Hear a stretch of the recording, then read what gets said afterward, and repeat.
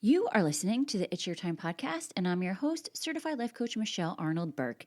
In today's episode, I'm discussing leadership change and individual empowerment with Melynda Benlemlih.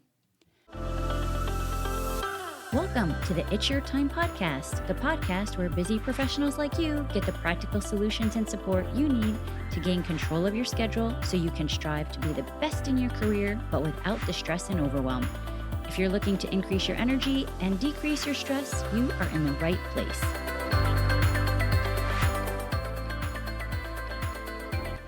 Hello, hello, hello. Welcome back to the podcast, friends.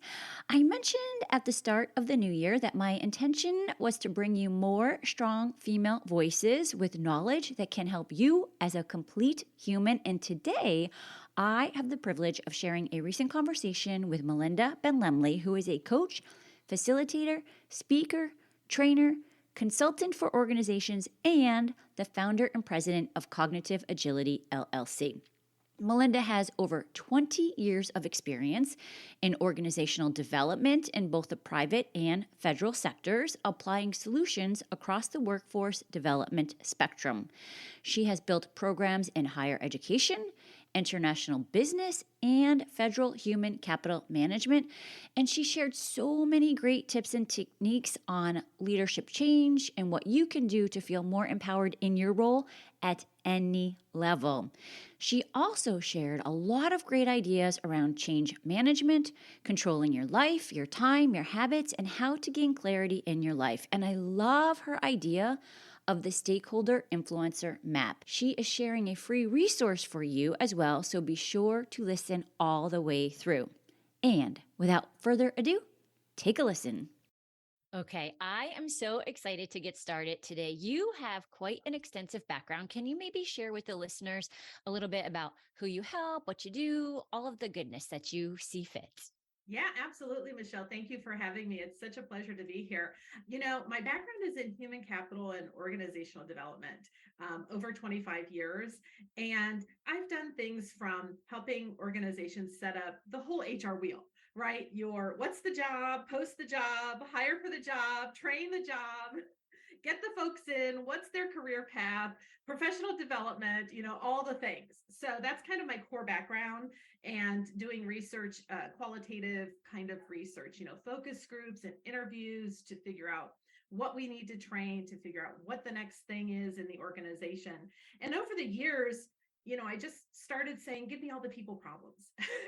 Yeah, whether it's big workforce planning projects, like we're launching a new product, how many people do we need in a certain role, right? In order to make this launch happen. And over the years, I just started working more and more in the strategic planning area with the C-suite of the organization or the company, trying to figure out some of the larger issues like growth and change and mergers and acquisitions and some of those reorganizations, right? Thinking that that's going to solve whatever the problem is. And when I started doing more of the strategy and change management work, it opened my eyes to the individual and how all of these things that we're talking about are impacting people at work, because at the end of the day, that's where my heart is, and with people. And so I've worked in companies. I had my own company, went to work for a client company for a few years, back out on my own several years ago. And so I kind of seen both sides of the dynamic, right? When we make policy and we make change in organizations and how that impacts people. And so in the last few years, I just got into coaching and training and facilitation and decided that's where I want to be. Yeah. That's where I can have the biggest impact on people. We spend so much time at work. I think we should thrive because of each other at work, but sometimes it feels like it's in spite of each other at work. I love that. I literally just had this conversation with a coworker yesterday because we were having some inventory issues, and we were saying, like, do the people in corporate understand what is going on? And I'm sure, like, I'm in the field, right? I'm kind of, low person, whatever you want to say on the totem pole. I don't have insight to the larger decisions that are going on. So I think that's so important what you're talking about. And is that what you mean when you say that you're a strategic human capital consultant? I love that. Like, is that for the people? Yes. So when you have human capital folks within an organization, they're often looking at the system in an organization and how that system impacts people or how people engage with the system. So it's everything from, a job and task analysis. What is the job that we do? And then that can be used for the training that you want to develop. Or the career paths that you want to develop. So it's everything around that human capital. It's a little broader than HR. HR kind of falls within that really big umbrella. Oh, yeah, that is so interesting. And you talk about change, and I think people are often resistant to change. So, can you maybe talk a little bit about what some of the tools or the concepts are that you use with your clients to maybe help the listeners? Yeah, absolutely. I mentioned just a few, but let's talk about what change is, right? There's the big capital C change that we might feel that we're impacted by, which could be a reorg or something big that's happening with the organization, right? A new product launch. It could also be at the team level. Maybe you have a new tool, a new software, a new system, maybe a new leader that wants to do things differently. That's where I kind of come in and see where people are in the middle. Like you kind of alluded to, I'm not the bottom of the totem pole, but I have folks that are depending on me. I have folks above me who are dependent on me, and I have to figure all this stuff out. Right. And so I think in that really big middle of an organization, there's a lot of change going on. And we're constantly in this, how does this impact me? Right. And what's that saying? The only thing that's constant is change, Yes, right? I was going to say that is exactly what I say about my company. The one thing that is constant is change. Yeah, Absolutely. absolutely. Absolutely. So, one of the first things I think we can do is identify what we can control and what we can't control. And I'm sure you've seen, or used those graphics of, here's what's in the circle, which is what I can control. Here's what's outside the circle, what I can't control. Right. And so let me just kind of pitch it out there. What can you control, Michelle? I can control how I react to everything. I Yeah. think so many people, right, want to control. Listen, I try it. I try to control others, but I am never very successful. So I'll work on myself. Right. We know. And as coaches, we know we can control our own thoughts, actually our feelings, and like you said, our actions. And then it's what can't we control? And for so many people, it's really hard to identify what we can let go of. And what we can let go of when things are changing around us are other people's thoughts, their judgments, their opinions, right? And so we really need to get clarity around what we can control. And I'll often have clients tell me, yes, but Melynda, I don't control those decisions. I don't have responsibility for that.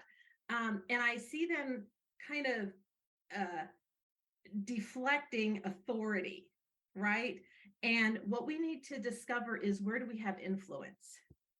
Now, we may not have control for a final decision, but I find a lot of people, especially in that middle swath in an organization, have a lot more influence than they think.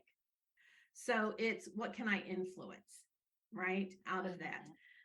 When we think about what we can influence, coming from kind of an organizational systems perspective, I'm always thinking about things at the organizational level, at the team level, and at the individual level, right?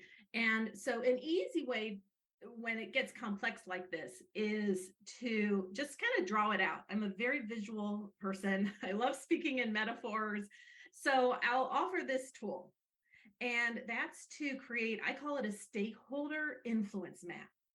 Now, Oh, if you're familiar with project management, PMP kind of training, strategic communications, change management, we often do this exercise as one of the first things to identify, okay, what's the playing field really look like? I call it a stakeholder influence map, and it really just looks like a big bullseye. So the okay. first thing to do, and if your listeners, if you're in a place where you can get a piece of paper out, do this exercise. If you're driving or walking, which is when I often listen to podcasts, just imagine in your mind's eye this really big bullseye. Okay. So you've got a big circle, and then you draw another circle in the center, and then you draw a smaller circle in the middle. In the middle, draw a stick figure, and that's you. And so one of the things we help clients do is identify their perspective. and really lean into their role and their perspective and who are all the players, right, around on the stakeholder map. So the second step is to identify who are the people or maybe the roles that have the biggest influence on you and your day-to-day operations. So you might have a team leader, you might have a project manager, right, who influences you. You could look at this two-way. Who do you influence as well? And start writing those names and those roles around you as the center. What we oftentimes forget is they also have stakeholders that they're accountable to. And so this helps us broaden our perspective. Well, who are the other stakeholders in this complex dynamic that might be influencing me, but a little more indirectly?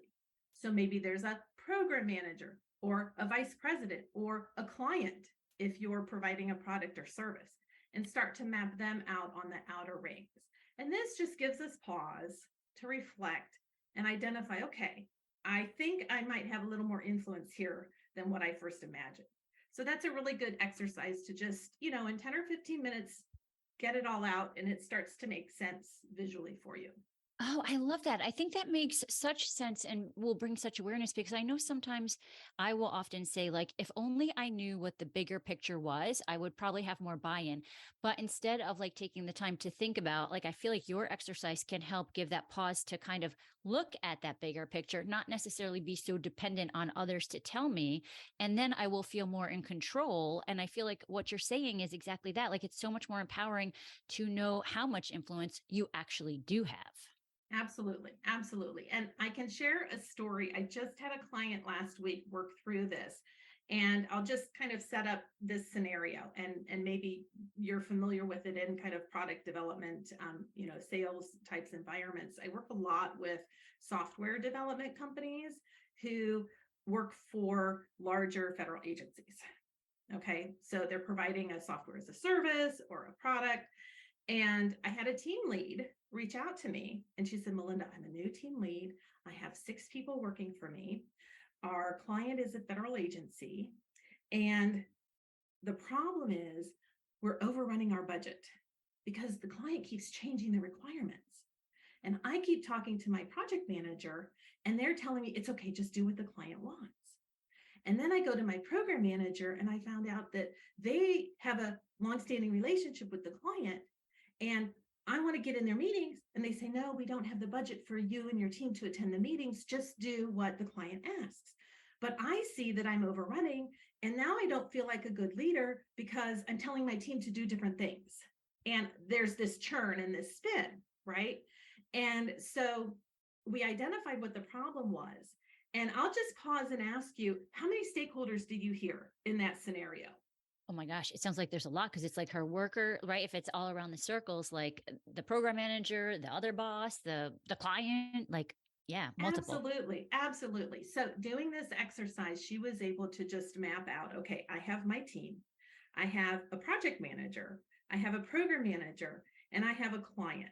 And what we identified was the dynamic of the communication, right, was going from client to her team, client to program manager. And it seemed like the client was in control. And so she had to reflect on that. And the next step after your stakeholder map, once you map it out, is really to reflect and ask yourself, okay, in this scenario, what's working well? And she said, my team is great. They'll do, we want to make the client happy. And I said, well, what do you want more of?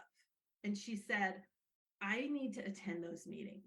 I'm a technical expert. I need to be in the conversations where the requirements development is happening. And I said, well, what do you want less of? She said, feeling frustrated, going over budget, and being left out. That reflection exercise then led her to some action. And our clients can discover the best action for themselves. We give them roadmaps and tools, right? And encouragement. And she came up with her next best step, which is having a meeting with the program manager and articulating why, if she's in the meeting, they will have less burn rate on the budget because she can articulate the requirements changes. with the client in the room and start to develop trust with that program manager who has the relationship with the client. And she had to kind of script out what she was going to say to pitch this to the program manager because she's new on the project and they have an existing relationship. So we scripted it out. She actually wanted to practice the conversation. She got into the meeting and now is on the pathway of influencing those decisions that the client wants.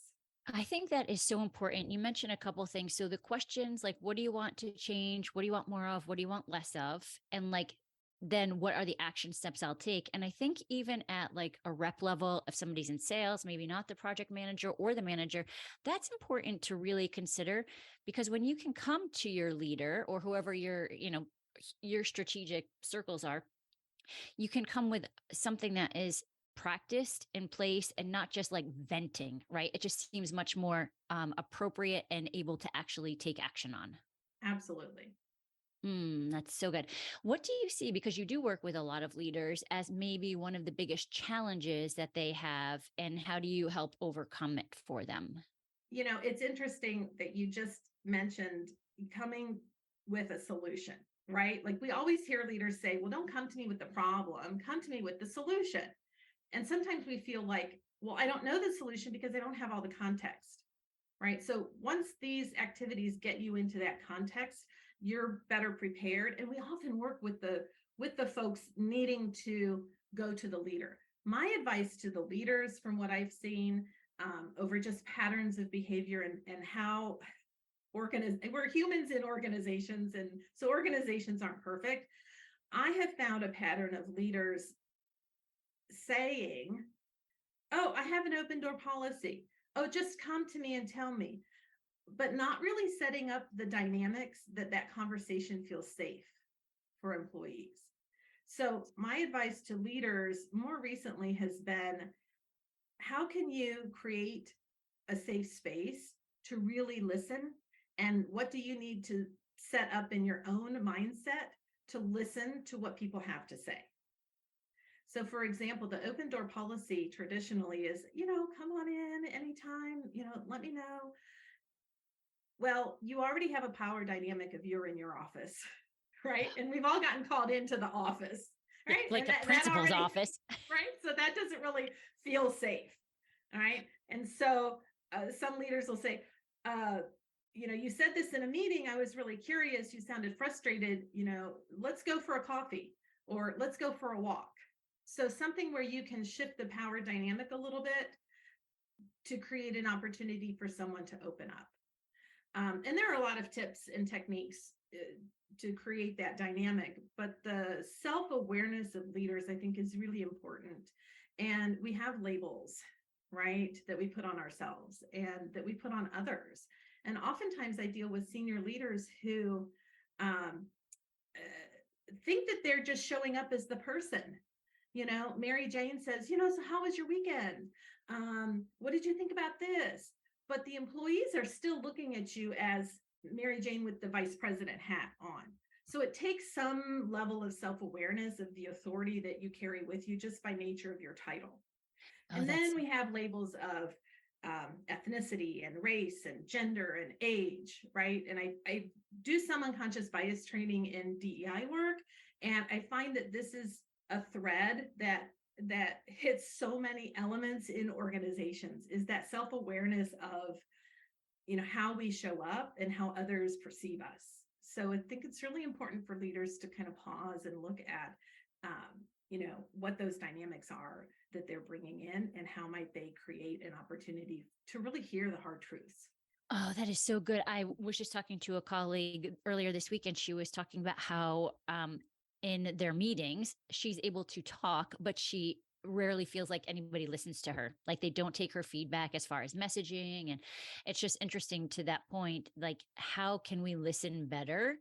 And also the self awareness, right? Because my guess is the leaders probably think like we're giving her a chance to talk. And that's what they are, but they're not listening. Right. And don't you know, in communications, I think we're all guilty of this. We judge our own abilities in communication based off our intention behind the communication, but we judge others' communications based on their behavior. And so the blind spot that we might have is we're not really assessing our behavior. We're blinded by, but I meant well, my intention is there, but my delivery might have a different impact. And that's the gap where we need to help people understand their delivery and the perception of others. And that's all about self awareness. Oh my gosh, I love that. Yes, intention versus behavior when it's the oh gosh, yes, that was definitely a good reminder. Oh Yeah. my gosh. And we are both passionate about gaining clarity. And I think a lot of times, especially in this job, it's this like busy badge of honor that people are just always going, going, going. So, can you maybe talk a little bit about why it's important for us to have clarity on our lives and maybe any tools if you can share? Sure. So, one of the things I love to remind people is don't believe everything you think, right? We create these stories, we tell ourselves stories about circumstances, and we often pause and have to say, is that true? Right. And one of the activities to do that is, what I call the brain dump. Right. And I don't know if you have a journaling habit or don't like to journal. Um, Give yourself a text message, whatever method to get what's in your head out so that you can see what you are thinking. Right. And it And can one be of the frightening sometimes. absolutely. And I think that's why a lot of people are hesitant to journal is because they're afraid of what they're going to see. Right. And so we need to coach folks to understand that that's just the unconscious brain doing its job. It's okay. Right. The judgment and the shame and the guilt and all those things, those are the feelings we might be afraid of to even start getting this out on paper. So working with a coach can give you a safe place to go ahead and examine what's out there. And what we often do, and I think you do this too, Michelle, is challenge the client to ask themselves, is this true? What in all of that is true? And what is it that we can help shift your thinking about so that you can feel some relief and gain some clarity about what's really going on? So, journaling is a great tool. I have a reflection exercise, a free mini course with a workbook. So, it's a little more guided exercises and prompts for people to just get into this habit. Oh, perfect. We'll put the link in the notes for that too. And I think Awesome. to your point, don't believe everything you think. And the way you get the relief is by seeing it. Like, even though you don't want to put it out on paper or journal it because you're afraid of what's in there, it's still in there. Like, that is why you're feeling stuck or overwhelmed or stressed or whatever it is. Absolutely. And when you realize that you actually can control the stories going on in your brain and you can shift over into the conscious part of the brain where you're going to say, no, I think I'm going to pick a thought that serves me better. You have the power. Yeah, I think for me, one of the biggest changes when I started coaching was I always thought my story was I have no control over my time because I don't know my schedule until the day before and then it changes day of and I have no control over my time. And I fought for that story through coach after coach. Right. And finally, I really saw the importance of planning and being able to implement new habits. And I know that's a big thing for you too. Can you maybe talk a little bit about Yeah. both of those topics? Absolutely, absolutely.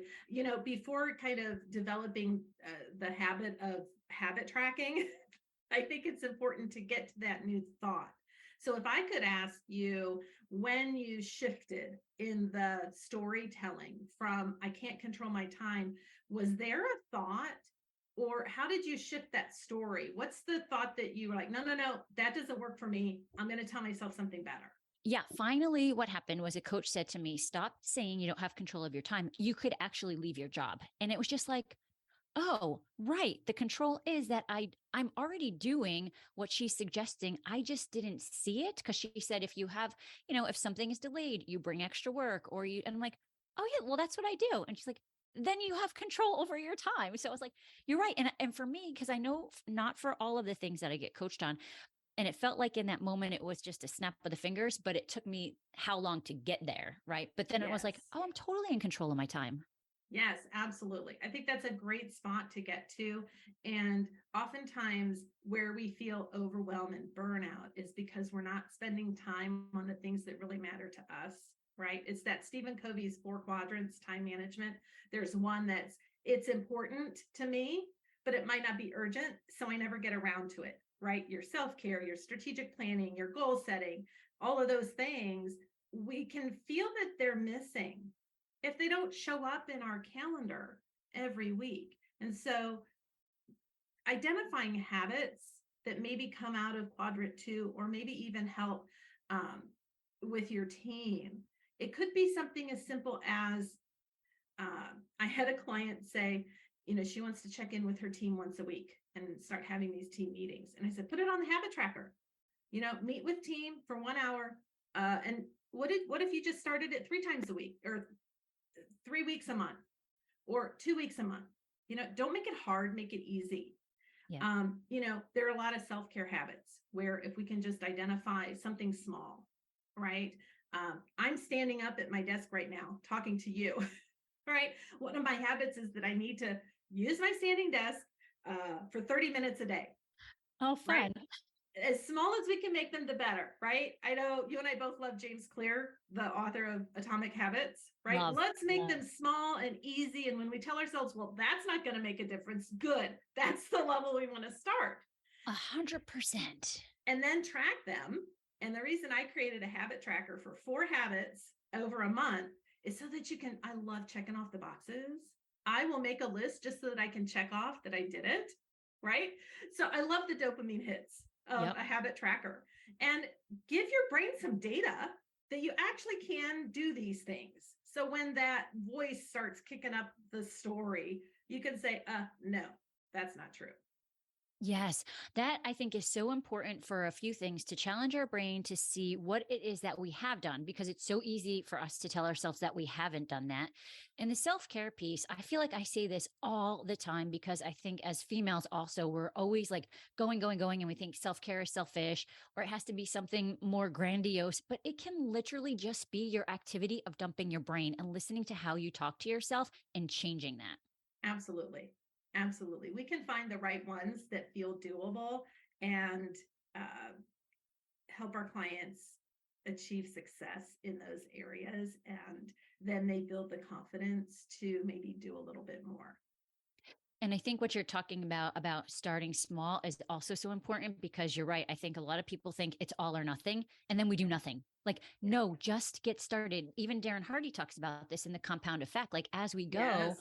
or if you have, I was just doing a Peloton workout and they're talking about keystone habits and find the one habit that will then have the ripple effect on other areas of your life. So maybe it is exercise, and then you show up more patient for your kids or your partner, whatever that looks like for you. Right. It's what's that phrase? The rising tide lifts many boats.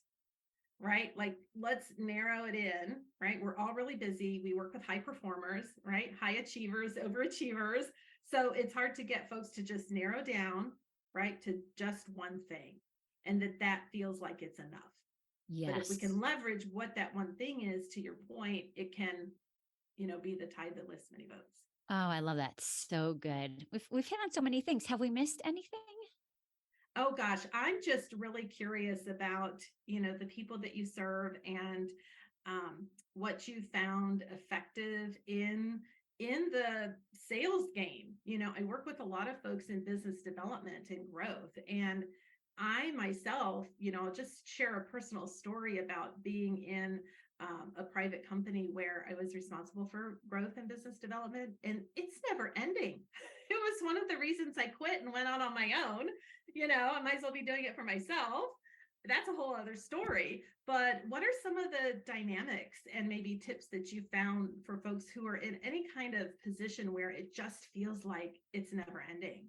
Yes, and it's perfect timing because we just closed our quarter yesterday. And so I was on a call and someone was like, I'm feeling the pressure of the quarter. I'm like, oh, it's not the pressure of the quarter. It's like the pressure we put on ourselves, right? Because a lot of the clients I end up working with are the ones that wear the busy badge of honor. Like I have been that person too. So I'm not, it's just the way it often is.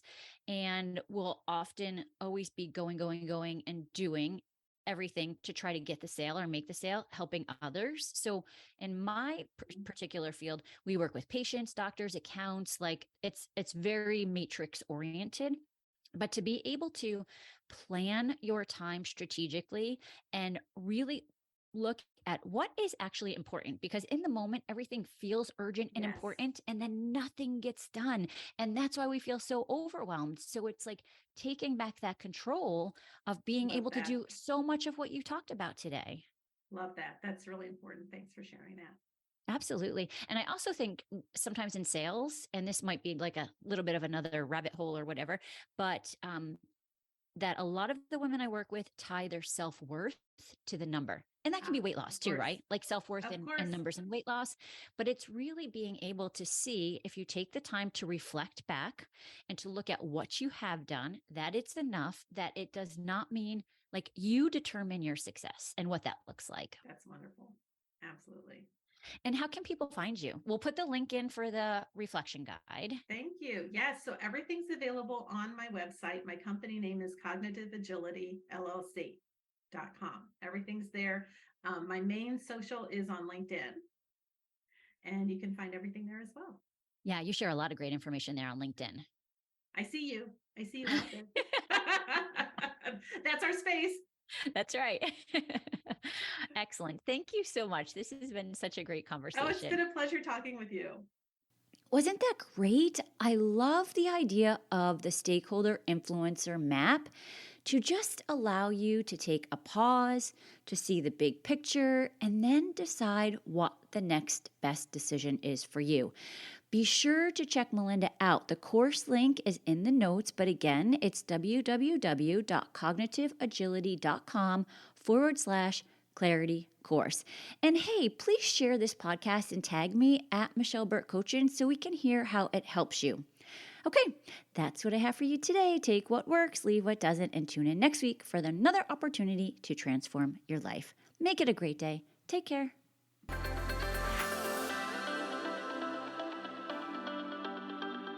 Did you know you can take this work to a deeper level with me one-on-one? Go to michelleburtcoaching.com and click on Get Started to begin.